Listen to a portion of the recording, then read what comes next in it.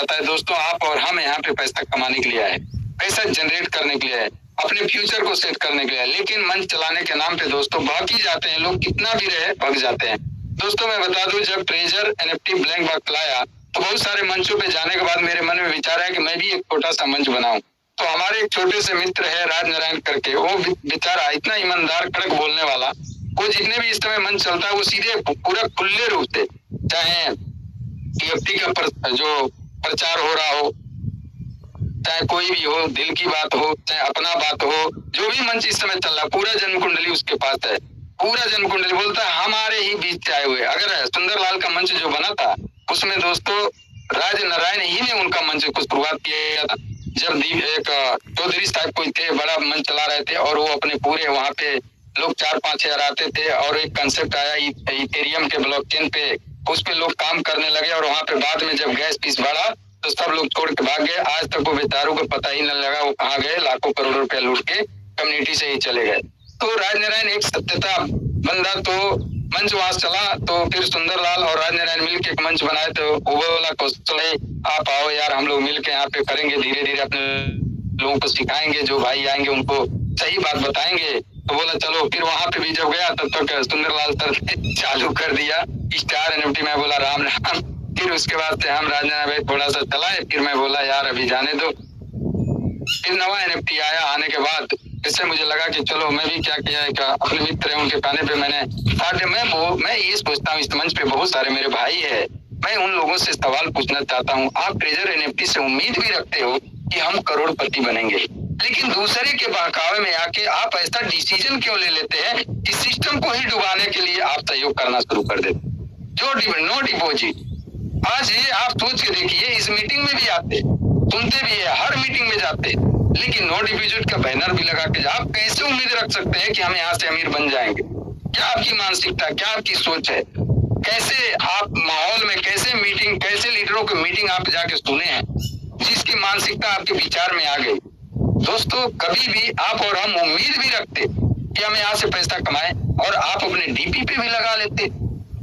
आप ऐसे, आप और हम सब लोग एक ऐसे प्रोजेक्ट के साक्षी डिस्ट्रीब्यूटर गवाह हैं दोस्तों, ये प्रोजेक्ट को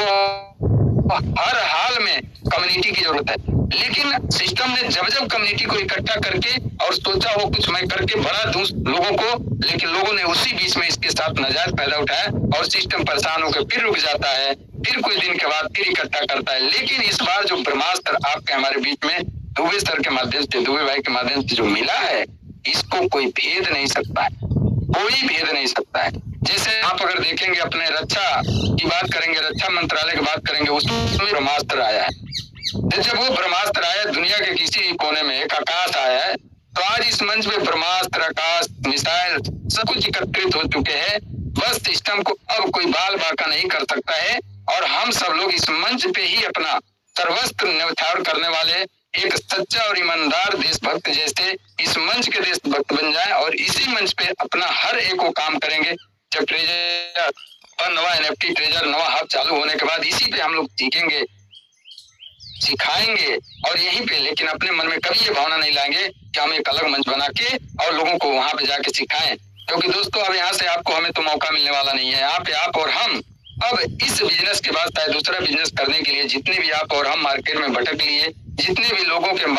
विश्वास में आए और लोगों ने नाजायज फायदा उठाया, अब वो लोग भी सोच के